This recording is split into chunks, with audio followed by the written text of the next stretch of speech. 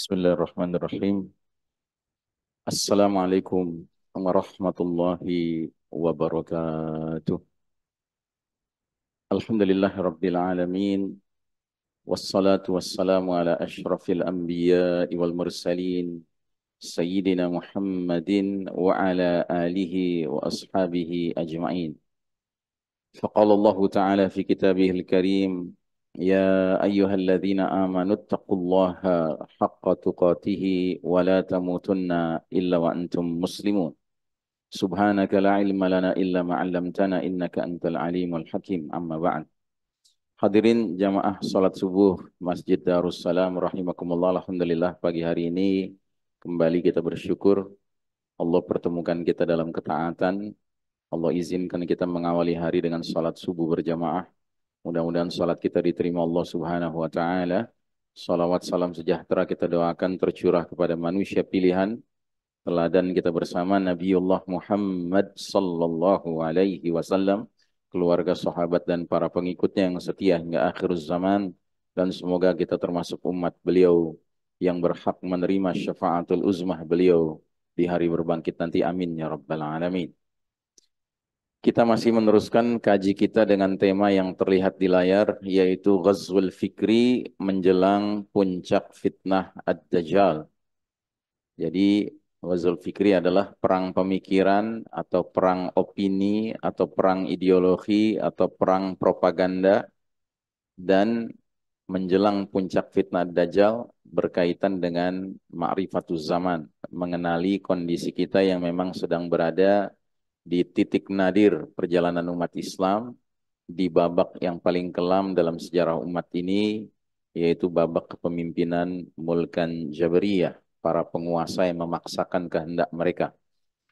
Dan kita sudah cukup jauh membahas tema ini, slide demi slide sudah kita bahas, ya, mengingatkan kembali bahwa kita membahas pertama kali mengenai hadirnya konflik hakiki dan abadi sepanjang sejarah dunia yang fana ini, dan konflik hakiki dan abadi itu berkaitan erat dengan tatkala Allah Ta'ala memutuskan untuk memindahkan lokasi keberadaan ayah bunda kita Adam dan Hawa alaihi wassalam, sekaligus dengan iblis, dipindahkan dari tempat yang disebut jannah menuju al-ard, menuju bumi yang tempat kita hidup sekarang, bumi yang dunia yang fana ini. Dan ketika Allah mengeluarkan keputusan itu, Allah menegaskan ba'dukum li ba'din adu. Sebagian kalian menjadi musuh bagi sebagian yang lain. Artinya kedua belah pihak ini, Adam dan Hawa alaihi wassalam serta iblis, akan senantiasa terlibat dalam konflik hakiki dan abadi. Jadi sekalipun kita cinta damai, kita ingin harmonis dengan semua pihak, tapi itu pada hakikatnya mustahil. Ya. Dunia ini bukan tempat untuk merasakan keharmonisan yang menyeluruh, tidak mungkin. Ya, satu-satunya tempat yang nanti setiap penghuninya harmonis satu dengan lainnya adalah jannah. Ya, mudah-mudahan kita semua akhirnya reuni di sana. Tapi yang jelas di dunia ini tempat yang mana selalu akan hadir konflik yang hakiki dan abadi antara mereka-mereka yang mengikuti jalan fitrah Adam dan Hawa alaihi wassalam dengan mereka-mereka yang mengikuti jalan pembangkangan iblis. Ya. Hanya itu saja hidup kita ini, hanya dua pilihan itu saja. Atau kita mau menempuh jalan fitrah, yang berarti meniru ayah bunda kita yang sekalipun sempat terpleset, tapi langsung mengemukakan pengakuannya di hadapan Allah dengan doa yang kita setiap hari mungkin membaca, Rabbana zalamna anfusana wa illam taghfir lana wa tarhamna lanakunanna minal khasirin. Ya Rabb kami, sungguh kami telah menganiaya diri kami sendiri. Seandainya engkau tiada mengampuni, tiada merahmati kami, tentunya kami termasuk golongan yang merugi. Nah, ini sikap menempuh jalan fitrah. Sebaliknya, kalau sikap menempuh jalan iblis, menjadi orang yang sombong, orang yang tidak pernah mau mengakui kesalahannya, sehingga terus-menerus bertolak dari prinsip ana khairun minhu khalaqtani min narin wa khalaqtahu min tin. Aku kan lebih baik daripada Adam. Engkau ciptakan aku dari api, Adam engkau ciptakan dari tanah. Begitu. Ya, kalimat yang menunjukkan kesombongan, pembangkangan, dan ketidakinginan untuk mengakui kesalahan, tapi selalu menyalahkan pihak lain. Dan puncak menyalahkan pihak lain adalah ketika iblis akhirnya menyalahkan Allah Ta'ala. Dikarenakan engkau telah memutuskan aku sesat, maka aku akan sesatkan sebanyak-banyaknya hamba-hambamu. Nah, itu yang diungkapkan di surat Al-A'raf 16-17 itu. Ya, karena engkau telah menghukum aku tersesat, maka aku benar-benar akan menghalang-halangi manusia dari jalan engkau yang lurus, dari Siratal Mustaqim. Nah, jadi mereka-mereka yang menempuh jalan iblis, bukan saja mereka tersesat, tapi mereka ingin mengajak orang lain juga ikut tersesat. Ya. Ini sudah kita bahas ya. Nah, makanya di surat Al-Baqarah 217 Allah menegaskan betapa mereka-mereka yang telah berkomitmen dengan iblis punya prinsip wala yazaluna yuqatilunakum hatta yaruddukum an dinikum in istata'u. Mereka hizbus syaitan, partai syaitan, tidak akan pernah berhenti memerangi kalian. Ya, bahasa ayatnya la yazaluna. La yazaluna itu artinya tidak akan pernah berhenti. Jadi terus menerus. Ya, yang ada di pikiran mereka adalah bagaimana bisa memurtadkan orang-orang yang sudah beriman, ya, seandainya mereka sanggup. Ya, itu sudah menjadi obsesi mereka. Nah, kemudian eh, kita juga sudah membahas hadis tentang Dajjal, ya, bahwa Dajjal merupakan ya puncak fitnah. Ya, tidak ada fitnah yang dibuat sejak dunia ini hadir, kecil maupun besar, kecuali dalam rangka menjemput fitnah Dajjal. Ya. Dan ini sekaligus menyadarkan kita bahwa memang yang sekarang terjadi di Ardul Mubarakah ini adalah satu pertarungan yang Allah sebut dengan istilah Yaumal Furqan, hari pemisahan antara ahlul haq, pembela kebenaran, dengan ahlul batil, pembela kebatilan. Sebab pihak sono, pihak musuh, dalam hal ini negara haram Zionis Yahudi Israel, mereka benar-benar menjadi representasi ahlul batil. Jadi barang siapa yang ingin belajar kedustaan, belajar kezaliman, belajar merampas, ya, belajarlah dari pihak sana. Gitu. Tapi siapa yang mau belajar tentang kesabaran, tentang keteguhan pendirian, tentang istiqomah, tentang kecerdikan, tentang keberanian, belajar dari ahlul haq, dari Palestina. Ya, ini benar-benar sekarang ini, ya, Allah makin hari makin memperlihatkan bahwasanya Ma'rokah Tufanul Aqsa ini, perang Badai Al-Aqsa ini adalah perang antara dua pihak yang masing-masing menjadi semacam representasi. Yang ini representasi ahlul batil, ini representasi ahlul haq. Jadi siapa saja yang membela Israel, pada hakikatnya dia membela nilai-nilai kebatilan. Siapa saja yang membela Palestina, berarti dia membela nilai-nilai, ya, al-haq, nilai-nilai kebenaran. Dan karenanya si Israel ini, Yahudi ini, Bani Israel ini, mereka itu sedemikian sudah menjadi hizbus syaitan, partai syaitan, sehingga dia ngelihat segala sesuatu terbalik-balik. Ya, termasuk ketika Nabi Muhammad SAW mengatakan bahwa puncak fitnah atau fitnah paling dahsyat sepanjang sejarah Bani Adam adalah Dajjal, malah pihak Bani Israel ini menanti-nanti kedatangan Dajjal sebagai the Messiah, sang juru selamat, sang pemimpin yang mereka akan elu-elukan, mereka nobatkan sebagai, ya, panglima mereka, Dajjal. Ya. Baik, kita lanjutkan terus. Kemudian kita sudah membahas aneka macam ghazwul fikri. Ya. Nah, kemudian juga area ghazwul fikri yang paling populer, ya, fun, food, fashion, film, faith. Nah, sekarang kita masuk ke slide berikut ini. Jadi di surat At-Taubah ayat 32, Allah Subhanahu wa taala berfirman, yuriduna ayyutfi'u nurallahi biafwahihim. Mereka, pihak yang berkomitmen dengan iblis, Hizbus Syaitan, partai syaitan, hendak memadamkan cahaya agama Allah dengan mulut atau ucapan-ucapan mereka. Jadi pihak yang berpihak pada iblis ini sebenarnya sangat tahu bahwa ajaran Allah Subhanahu wa taala, dinul haq, agama yang benar, dinul Islam, agama Islam ini merupakan suatu ajaran yang tidak bisa mereka kalahkan, tidak bisa. Mereka tahu itu, ya. Karena Allah sendiri yang mengatakan di surat Al-Maidah ayat 3, Al-yawma ya'isal ladzina kafaru min dinikum. Pada hari ini telah berputus asalah orang-orang kafir untuk mengalahkan agamamu. Jadi orang kafir, Hizbus Syaitan itu sangat tahu bahwa Islam sebagai ajaran, it is an unbeatable religion. Dia merupakan agama yang nggak bisa dikalahkan. Mereka tahu itu. Fala takhshawhum wakhshawun, kata Allah.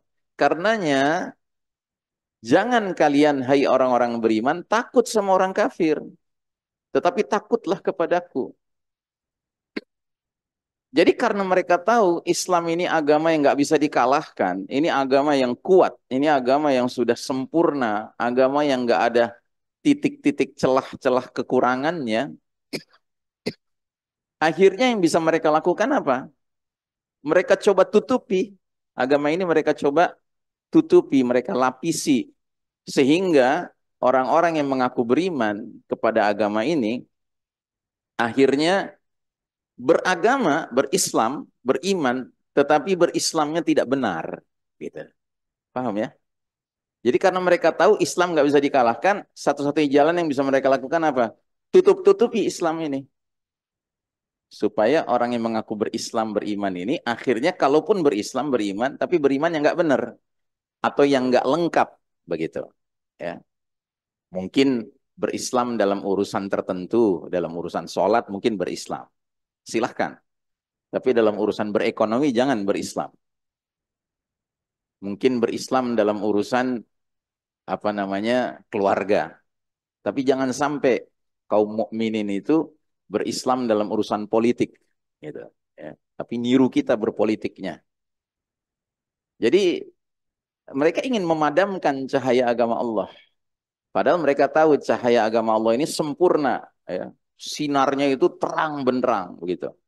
Nah, tapi mereka usahakan untuk ditutup-tutupi. Dengan apa? Dengan mulut, dengan ucapan-ucapan mereka. Dan kalau kita bicara zaman sekarang, tentunya yang dimaksud dengan mulut, ucapan-ucapan mereka adalah semua sarana komunikasi yang bisa mereka manfaatkan.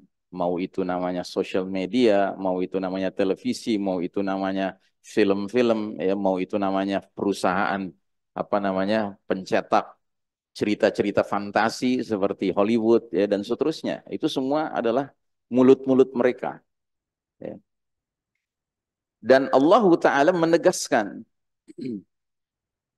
wallahu yutimmu illa ayyutim, wallahu, ini,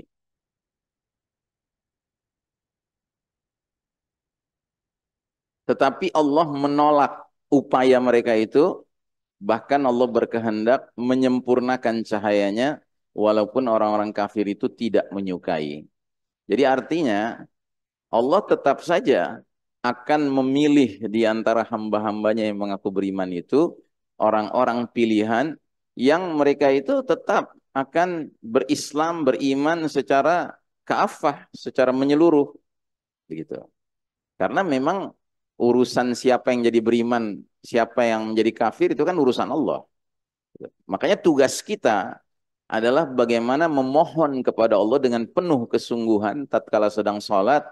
Ketika kita mengucapkan ihdinas siratal mustaqim, jangan cuma membayangkan bahwa kita di atas jalan yang benar dalam urusan sholat saja, dalam urusan bayar zakat saja, dalam urusan puasa saja, ya kan? Tidak, tapi bayangkanlah kita berada di atas jalan yang lurus dalam semua urusan. Dari maaf buang air kecil sampai menata kehidupan hubungan internasional antar manusia, antar bangsa, ya. Itu semua harus ditata dengan siratal mustaqim, di atas jalan yang lurus. Nah, yang jadi masalah adalah memang sebagian kita, ya, berhasil oleh musuh-musuh Allah, ya, dibuat melihat nurul Islam ini seolah-olah ya untuk urusan ini kita ambil Islam, tapi untuk urusan ini kita ambil yang lain gitu. Ngerti ya? Ya, ini yang terjadi sekarang. Ya. Makanya muncullah berbagai istilah, ya kan. Saya Muslim tapi saya Muslim demokrat, gitu. Saya Muslim tapi saya Muslim moderat, gitu. Saya Muslim tapi Muslim nasionalis, gitu ya. Padahal Islam itu sudah sempurna. Kalau Islam sudah sempurna, ngapain pakai tambahan embel-embel, ya, sifat yang bikinan manusia, seolah-olah ingin mengatakan bahwa saya ragu juga sih Islam udah lengkap nggak nih, gitu. Makanya saya perlu ngaku saya Muslim Nusantara, saya Muslim moderat, saya Muslim demokrat, gitu. Ya, karena merasa bahwa ada hal-hal tertentu supaya manusia terima kita, ridho sama kita sebut kita dengan julukan lain, gitu. Saya Muslim Pancasila, gitu ya. Seolah-olah kayak Islam itu belum sempurna, gitu. Ya. Nah, harusnya kita menyatakan yang Allah perintahkan. Wa kulish hadu bi annana muslimun. Katakanlah, saksikan kami ini muslim. Itu udah titik. Nggak perlu tambahan embel-embel lain. Yang itu bermakna bahwa kita mau berislam dalam semua urusan kita. Dari urusan yang kecil, maaf, buang air kecil, sampai urusan mengelola kehidupan antar bangsa. Semua itu hendaknya mengikuti ajaran Allah Subhanahu wa Ta'ala. Tapi Ustadz, kan nggak semua orang Muslim. Masa kita paksa mereka dengan ajaran Islam? Ya, itu kalau kita nggak paham, memang begitu ungkapan kita.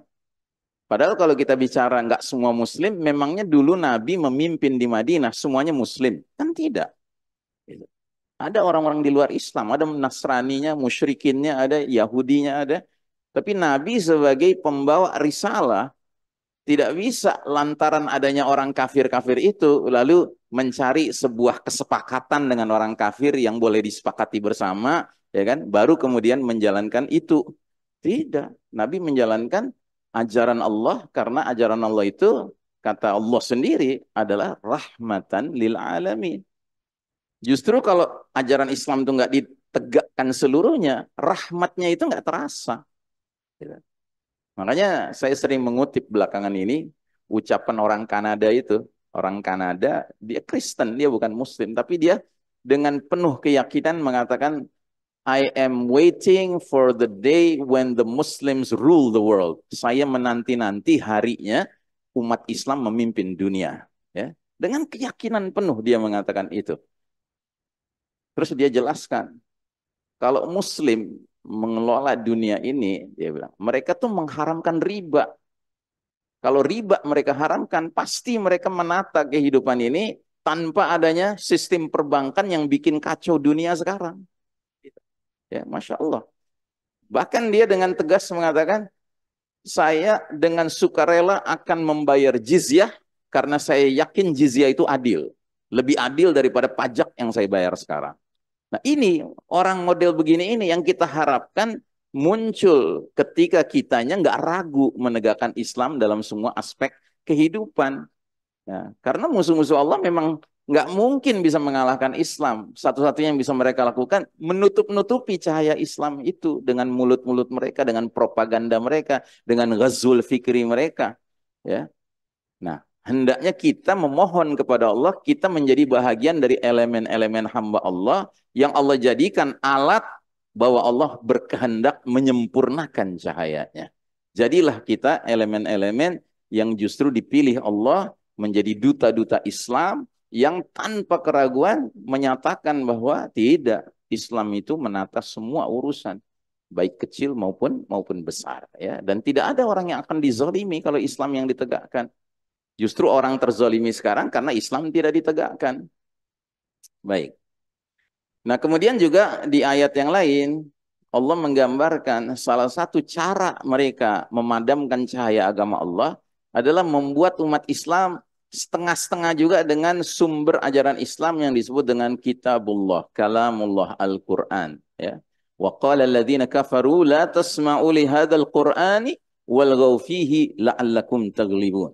Dan orang-orang kafir berkata, janganlah kalian simak bacaan Al-Quran ini dengan sungguh-sungguh dan buatlah kegaduhan, noise ya, berisik gitu, hiruk pikuk terhadap Al-Quran agar kamu dapat mengalahkan mereka. Jadi mereka tahu sumber kemuliaan, sumber kejayaan, sumber kemenangan umat Islam kalau umat Islam dengan Al-Quran itu nggak terpisah.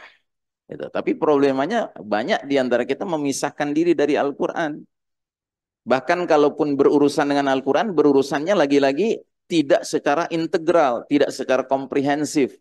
Tapi pilih-pilih, ya kan? Kalau tilawah mau belajar serius.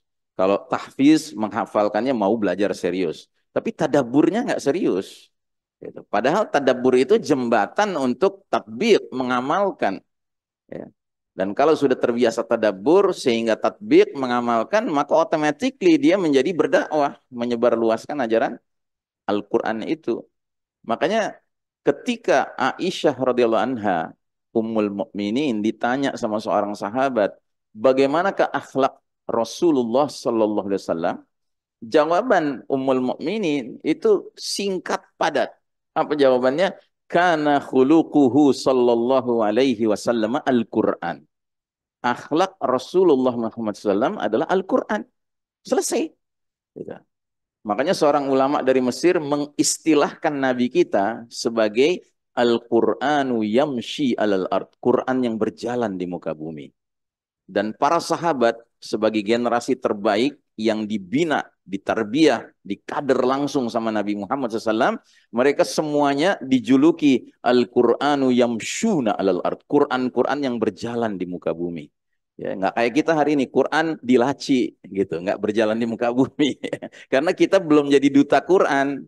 Gitu. Kita di dalam Quran itu berinteraksi dengan Al-Quran masih membatasi pada tilawah, masih membatasi pada tahsin, tahfidz, ya kan? Tapi tadaburnya, ini terutama tadabur ya, ini masih banyak yang tidak mau tadabur dengan 1001 alasan. Dan alasan yang paling sering digunakan adalah, ya Ustadz mah enak ngerti bahasa Arab, ngerti ilmu tafsir, ya. Padahal Allah Ta'ala sudah menjamin, وَلَقَدْ يَسَّرْنَا الْقُرْآنَ لِلذِّكْرِ فَهَلْ مِن مُدَّكِرٍ. Dan sungguh kami telah mudahkan Al-Quran sebagai pelajaran. Adakah orang yang mau mengambil pelajaran? Jadi dijamin sama Allah. Mengerti, memahami, mentadaburi Al-Quran itu mudah sebenarnya. Cuma problemanya problem kemauan. Makanya sekarang kenapa banyak orang Barat berlompatan masuk Islam, terutama setelah kasus Gaza. Karena Gaza ini adalah prototipe masyarakat yang dengan Al-Quran itu sudah nempel mereka. Mungkin kalau boleh kita nggak berlebihan, kita katakan masyarakat Palestina, khususnya di Gaza, itu masyarakat yamshuna alal ard, Quran-Quran yang berjalan di muka bumi, dewasa ini. Gitu. Ya bagaimana tidak? Ya, mereka sudah dibombardir, rumahnya hancur, orang tuanya mati, anaknya mati, pasangan hidupnya mati, kelaparan, nggak ada makanan. Tapi tetap aja sabar.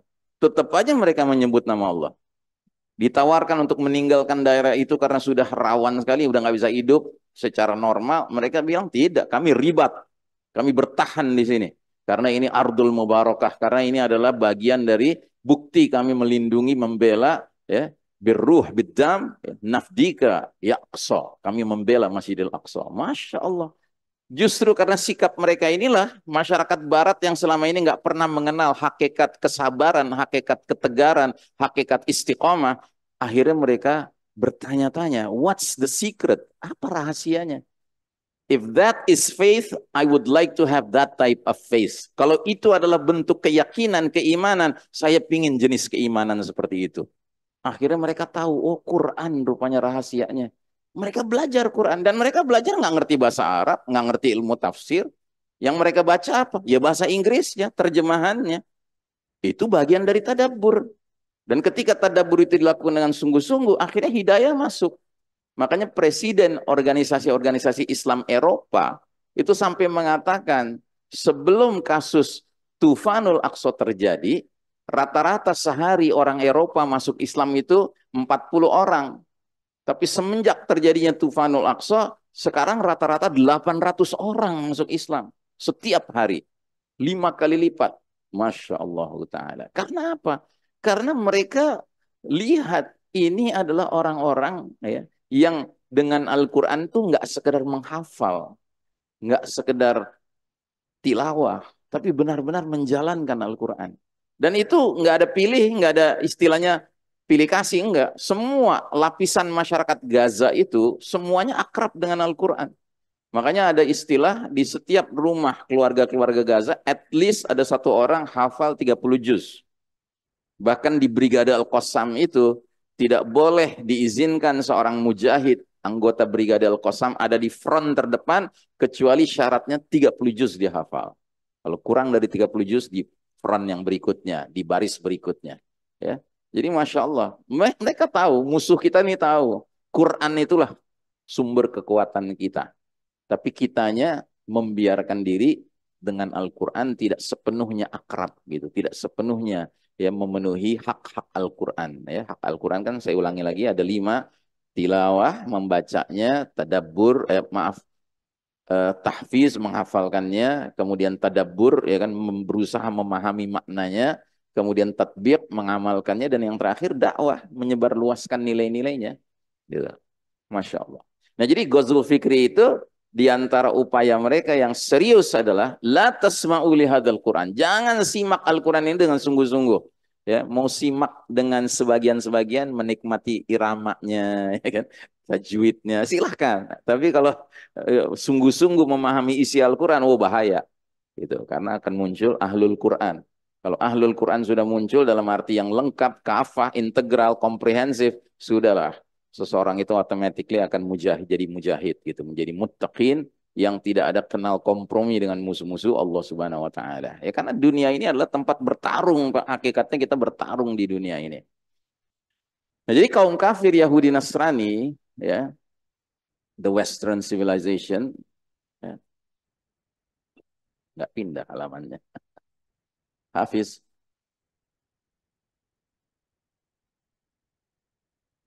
Oh ya, lambannya.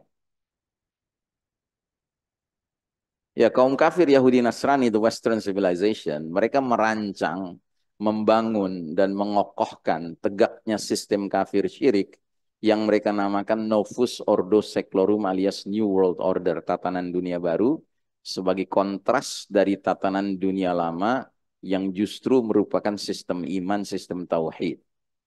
Tatanan dunia baru sepantasnya disebut sistem Dajjal, sebuah tatanan dunia yang sejatinya dipersiapkan untuk menggelar karpet merah menyambut hadirnya juru selamat mereka, kaum Yahudi, yaitu Ad-Dajjal. Umat Islam didorong untuk turut serta mendukung sistem Dajjal, yang berarti diajak turut menyambut hadirnya fitnah paling dahsyat sepanjang sejarah Bani Adam, yaitu fitnah Dajjal. Jadi sadar tidak sadar ketika kita turut mendukung sistem dunia yang sekarang ini, sebenarnya kita seolah-olah diajak untuk ayo kita sambut kedatangan Dajjal. Padahal mestinya kita rame-rame menolak Dajjal. Ya. Tapi karena sistemnya kompatibel dengan nilai-nilai kekufuran Dajjal, jadi sadar tidak sadar umat Islam yang mau ngikut aja gitu ya, dengan tawaran-tawaran yang ditawarkan oleh sistem dunia modern sekarang ini, pada hakikatnya sedang diajak untuk masuk ke dalam pengakuan bahkan dukungan terhadap munculnya puncak fitnah, yaitu Ad-Dajjal. Nah, ini seperti yang sering saya gambarkan, perjalanan umat ini kan kata Nabi SAW melewati 5 fase, 5 babak, 5 chapters, ya kan? Dan kita sekarang sudah berada di babak keempat. Dan uniknya setiap babak itu dikasih nama sama Nabi kita sesuai dengan karakteristik sistem kepemimpinannya. Jadi setiap nama dari setiap babak itu disesuaikan dengan karakteristik sistem kepemimpinannya. Dan ternyata kita sekarang di babak keempat yang secara nama, secara julukan sistem kepemimpinan, ini julukannya paling nggak enak didengar. Yaitu sistem Mulkan Jabriyah. Sistem para penguasa yang memaksakan kehendak mereka. Ya. Dan karenanya kalau kita lihat secara historis, inilah babak di mana kita berada di bawah garis merah. Karena garis merah ini menjadi batas, ketika kita berada di atas garis merah berarti kita sedang berjaya, dan ketika kita berada di bawah garis merah berarti kita sedang terpuruk, sedang kalah. Ya. Dan memang kita sedang kalah. Semenjak kapan kita kalah? semenjak tahun 1342 Hijriah, yang dihitung dari sekarang 1445 Hijriah, berarti sudah 103 tahun kita mengalami kekalahan. Ya.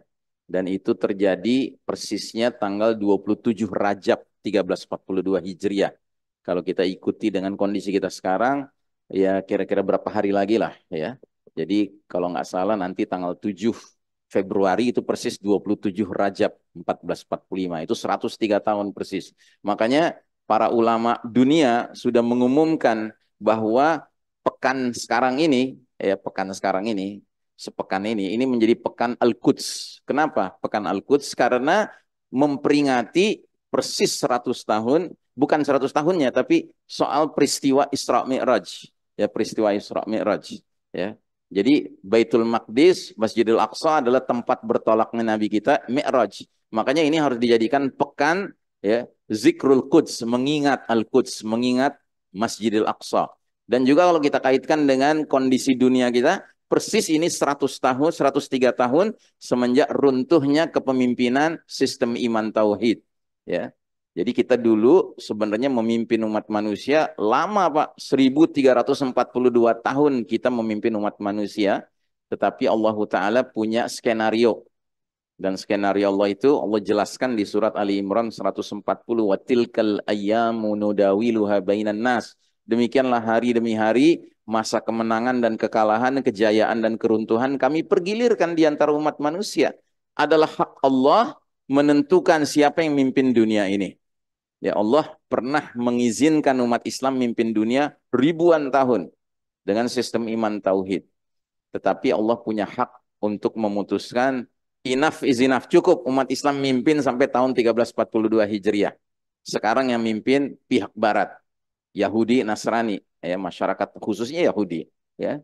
Makanya kita sekarang mengalami keterpurukan yang dahsyat sekali karena memang Allah sedang menguji kita dengan kekalahan. Nah, bagaimana caranya walaupun kita sedang kalah, yang penting mental kita nggak boleh mental kalah. Gitu. Secara realitas kita kalah, Pak. Tapi mental kita jangan mental kalah. Kalau mental kalah, itu biasanya akhirnya menggunakan kaidah orang kafir. Apa itu? If you can't beat them, you join them. Kalau nggak bisa kita kalahkan mereka, kita gabung sama mereka. Ya, maksudnya, ya udahlah. Daripada kita frontal gitu, ya kan? Udah kita pakai cara-cara mereka. Pakai sistem mereka, ya kan? Ini kan mental pecundang, gitu. Kalau kita mentalnya tetap istilahnya stabil, ya istiqomah, ya sekalipun kita mengalami kondisi sulit, tetap saja kita menyatakan, ya al-Islam huwal hal. Islam itulah solusi, bukan yang lain.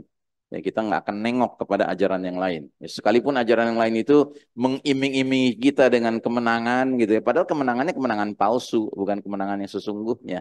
Ya. Nah, jadi saudaraku rahimakumullah, tapi alhamdulillah Nabi Muhammad SAW tidak mengatakan bahwa babak Mulkan Jabriyah ini merupakan the final chapter, merupakan babak terakhir. Tidak. Ya. Nabi Muhammad SAW menggambarkan bahwa babak keempat ini juga akan mengalami ya, akhir. Dia akan berakhir juga. Dan ketika dia berakhir, summa takunu khilafatan ala minhajin nubuwah. Kemudian selanjutnya kata Nabi akan tegak kekhalifahan yang mengikuti manhaj kenabian. Jadi suatu kepastian bahwa at the end of the day, ujung-ujungnya wal aqibatu lil muttaqin. Akibat terakhir, hasil terakhir adalah berpihak pada orang-orang bertakwa, itu pasti. Gitu. Cuma tinggal masalahnya kita termasuk yang ikut jemput babak kelima atau mengawetkan babak keempat, itu masalahnya. Ya kalau kita ikut mengawetkan babak keempat kan jadi lucu gitu. Nanti pas kita sudah hidup di babak kelima, ya kan kita ngobrol sama teman-teman kita, ih dulu lucu ya kita ikut ngebelain paham mereka materialisme, ya kan sekularisme, liberalisme, demokrasi, ya kan kita bela, gitu kan lucu, gitu, ya kan.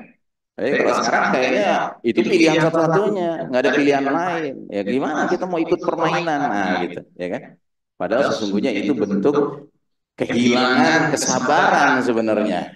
Ya, kalau kita sabar ya kita tetap dengan prinsip raditu billahi rabba wa bil islami dina. Masa dirubah? Raditu billahi rabba wa bi demokrasi dina, ya kan? Wa bi sekularisme dina, kan aneh. gitu. Ya kalau Allah Rabbnya ya dinnya Islam, gitu. Makanya pernah ada seorang ulama dari Garut tuh bilang, aneh umat Islam di negeri ini nolak syariat Islam diberlakukan. Padahal kalau nolak syariat Islam ya mestinya nolak Allah sebagai Rabb. Pilih dong yang Rabb yang lain, gitu. Kalau nolak syariat Islam, gitu. Kalau nerima Allah sebagai Rabb ya syariatnya Islam, bukan yang lain, gitu. Ya kan? Kalau masih nolak syariat Islam, ya tolak Allah sebagai Rabb dong, cari Rabb yang lain, gitu. Tapi nggak mau, nyari Rabb yang lain nggak mau, tapi nolak syariat Islam mau, kan aneh, gitu. Ya, padahal ucapannya jelas, raditu billahi rabba. Aku ridha Allah sebagai Rabb, wabil Islami dina, dan Islam sebagai jalan hidup, ya kan? Ini jalan hidupnya bukan Islam, tapi masih tetap ngaku Allah sebagai Rabb, kan? Kontradiktif kan? Gitu. Ya, tapi mungkin memang perlu waktu, ya, perlu kesabaran dari kita-kita yang memang mau bersabar untuk tetap mengatakan raditu billahi rabba wa bil islami dina. Itu, ya. Baik. Nah, jadi saudaraku rahimakumullah, istilah Novus Ordo Seclorum, New World Order, ya, ini mereka kembangkan karena mereka ingin mengatakan bahwa sebelum yang sekarang ini itu merupakan old world order, tatanan dunia lama, tatanan dunia kuno yang mesti ditinggalkan. Padahal justru itulah sistem iman tauhid, itulah sistem yang benar, yang kembalinya kepada Quran dan Sunnah. Kalau kita kembalinya pada Quran dan Sunnah, kita harus menganggap itulah yang benar, sekalipun dia sudah berlalu. Tapi kan sesuatu yang sudah berlalu bukan berarti nggak akan tegak lagi, nggak mungkin bisa berdiri lagi. Apalagi dia datang dari Allah Subhanahu Wa Taala. Ini kan ibaratnya babak keempat ini babak transisi aja gitu loh, babak sementara. Allah lagi menguji kita. Ya. Aku sudah berikan kalian masa 1342 tahun ketika umat Islam berjaya menjadikan Quran Sunnah sebagai sumber dari segala sumber nilai, sumber norma, sumber hukum. Sudah kelihatan bagaimana kalian. Nah sekarang bagaimana ketika Yahudi Nasrani yang memimpin dunia? Apakah kalian tetap mau memilih Quran dan Sunnah atau kalian menurut sama Yahudi Nasrani? Kan begitu. Ujiannya kan begitu. Sampai nanti Allah, ya, yang memutuskan bahwa oh sudah waktunya kita pindah ke fase kelima. Dan saya termasuk yang husnuzon kepada Allah. Fase kelima ini nggak lama lagi, Pak. Terutama setelah terjadinya Tufanul Aqsa. Karena kelihatannya peristiwa Tufanul Aqsa ini benar-benar menjadi turning point, titik balik, ya. Dunia sekarang ini luar biasa, ya, sudah mulai menyadari bahwa Israel ini nggak pantas dibela, ya, karena Israel ini ternyata benar-benar penjahat, memang benar-benar penjajah, memang benar-benar perampas, memang benar-benar penipu, begitu. Sebaliknya, Palestina ini benar-benar orang-orang yang sabar, orang-orang yang istiqomah, orang-orang yang benar-benar ingin menegakkan kebaikan dan akhlak, ya, akhlak yang baik dan benar, ya, insyaallah taala. Baik. Nah, jadi sistem kafir syirik ini pantas disebut sistem Dajjal, ya. Dan karenanya simbol ini simbol apa ini, Pak? PBB, ya, United Nations. Ini pada hakikatnya bukan yang berjaya, ya. PBB ini ya, Pak, macan ompong ternyata, ya, PBB. Hakikatnya PBB ini adalah sistem Dajjal. Ya terbukti ketika sudah jelas-jelasan ada genosida begini, PBB nggak bisa berbuat apa-apa. Security Council sudah rapat, sudah sepakat nih, oh iya kita keluarkan resolusi bahwasanya Israel ini kita hukumi genosida dan kita berhenti melakukan agresinya. Dengan gampangnya keluar kartu truf yang namanya veto Amerika Serikat, ya kan? Ya, ini apa? United Nations apa? Ya kan, bukan perserikatan bangsa-bangsa. Mungkin lebih layak disebut perserikatan bangsat-bangsat gitu, ya, daripada bangsa-bangsa, karena mereka tidak punya yang namanya hak berdiri sama tinggi, duduk sama rendah, nggak ada gitu.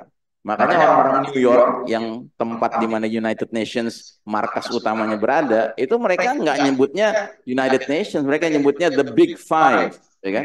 Ini adalah gedung The Big Five, gedung tempat bercokolnya lima besar. Lima besar tuh pemegang hak veto. Ya, Amerika, Inggris, Prancis, Rusia, Cina, ya, kafir semua, nggak ada seorang beriman satupun, gitu, nggak ada negeri beriman satupun. Nah, jadi saudara rahimakumullah, makanya pantas kalau disebutnya sistem Dajjal, ya. Baik, kita lanjutkan. Nah, ini gambaran dari sosialisasi mereka, propaganda mereka, bahwa memang dunia sekarang ini sedang mengeluh-elukan ya sistem Dajjal, ya, karena di uang yang sampai detik ini masih hegemonik, yaitu uang dolar, ya, itu di $1 American bill itu jelas-jelas ada gambarnya, gambar piramida terpotong bagian atasnya, ya. Dan di atas piramida terpotong itu ada segitiga gambar mata tunggalnya. Nah, piramida di atasnya ada segitiga dengan gambar mata tunggalnya, yang sekeliling segitiga itu dikasih garis-garis keluar seolah-olah mata itu sumber cahaya, sumber bimbingan, source of guidance, ya, sumber bimbingan. Nah, ini simbol mata sebelah bagi kita umat Islam very clear, ya kan, jelas sekali, yaitu Dajjal. Karena Nabi bersabda, innahu a'waral aini wa inna rabbakum laisa bi'awar. Sesungguhnya Dajjal itu bermata sebelah, sedangkan Rabb kalian Allah Ta'ala tidak bermata sebelah. Ya.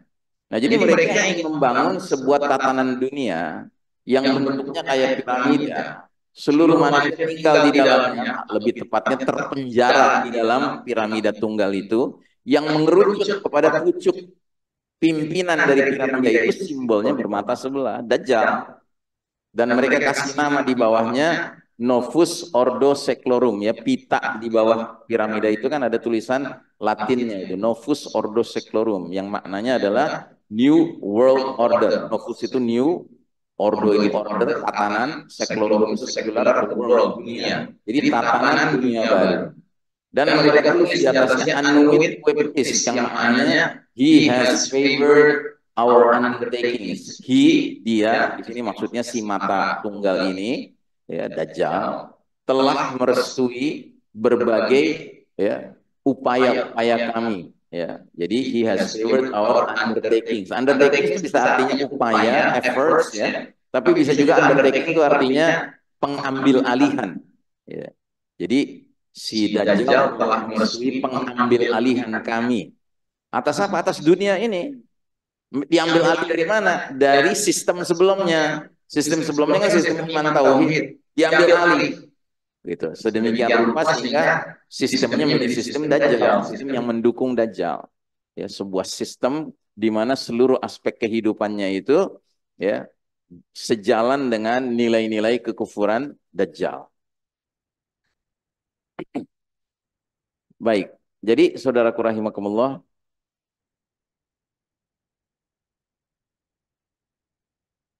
inilah kondisi dunia kita sekarang di babak keempat, ya.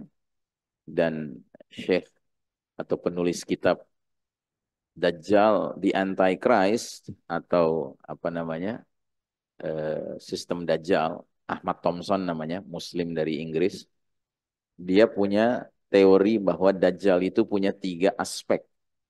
Ada aspek individunya, oknum Dajjalnya, ada aspek sistem Dajjalnya, dan ada aspek the unseen force, kekuatan yang tidak tampak di depan layar, yang merupakan justru the mastermind, ya, yang jadi otak di belakang sistem Dajjal ini sebelum Dajjalnya muncul. Jadi individu oknum Dajjalnya itu ya Dajjal yang sering disebut Nabi dalam berbagai hadis-hadis beliau.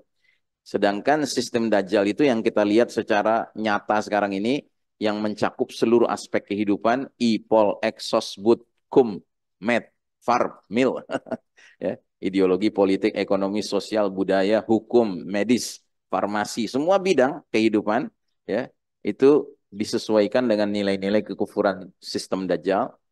Dan ada the unseen force, kekuatan yang tidak tampak, kekuatan di belakang layar. Ini terdiri dari secret societies, masyarakat-masyarakat rahasia yang namanya macam-macam. Freemasonry, Illuminati, Kabbalah, Knight Templar, atau Bones and Skull, ya. Jadi kerang, apa, tengkorak dan tulang-tulang gitu, ya. Ini semua adalah organisasi rahasia yang dibidani oleh Yahudi. Dan mereka menghimpun influential figures in the society, ya, orang-orang yang berpengaruh di masyarakat, para kepala negara, menteri-menteri, businessman, ya, artis, penyanyi, bintang film, ya, pengusaha taipan, ya, itu dikumpulkan, ya, supaya apa? Supaya mereka bisa diarahkan dalam pertemuan-pertemuan rahasia itu untuk menjalankan roda dunia ini sesuai dengan keinginan sistem Dajjal. Ya. Dan yang lebih mengerikan lagi dalam berbagai pertemuan-pertemuan rahasia itu, di samping bikin rencana-rencana untuk merusak dunia ini, mereka juga bikin acara-acara, upacara ritual penyembahan setan. Gitu. Jadi satanic rituals ya. Ya, ini udah menjadi pengetahuan umum, Pak. Ya, di dalam ritual itu mereka menyembelih anak bayi, ya kan? Disembelih benar-benar untuk persembahan kepada iblis, kepada syaitan. Lalu kemudian dipotong-potong dagingnya, darahnya dikumpulkan, dibagi-bagi, diminum oleh anggota Freemasonry, Illuminati dalam pertemuan-pertemuan rahasia itu, Pak. Benar-benar memang mereka hamba syaitan gitu loh, Pak. Ya, seperti yang Allah katakan dalam surat Al-Baqarah 257. Ya, yang kalau kita rajin maksurat, wirid, ya kan, kita baca tiap pagi dan sore. Allahu waliyul ladzina amanu yukhrijuhum minaz zulumati ilan nur. Allah walinya, pemimpin, pelindung, penolongnya orang-orang beriman. Allah keluarkan orang-orang beriman dari gelap gulita menuju cahaya terang benderang.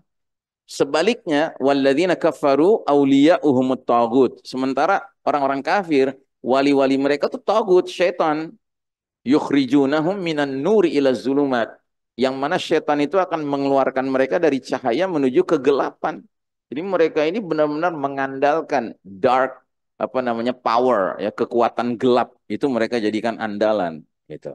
Dengan cara mereka yakin ritual-ritual penyembahan setan dengan segala sacrifice-nya, pengorbanannya ya, yaitu anak bayi atau anak kecil, pendek kata harus ada yang dijadikan pesugihan gitu ya, dijadikan apa namanya korban ya, dan mereka benar-benar menikmatinya, Pak.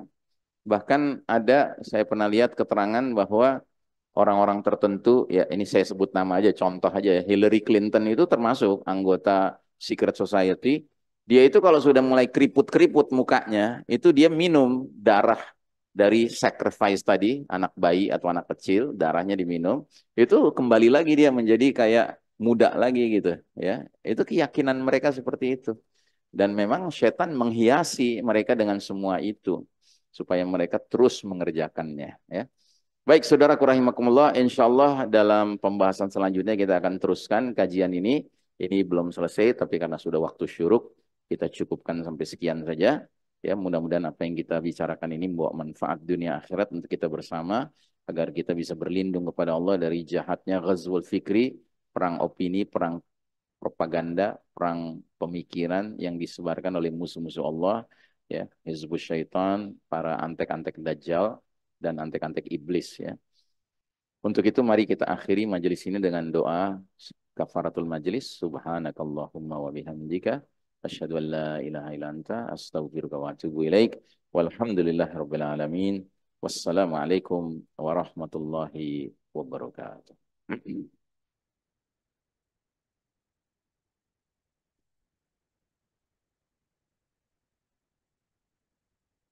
Ya, ya. Jazakallah.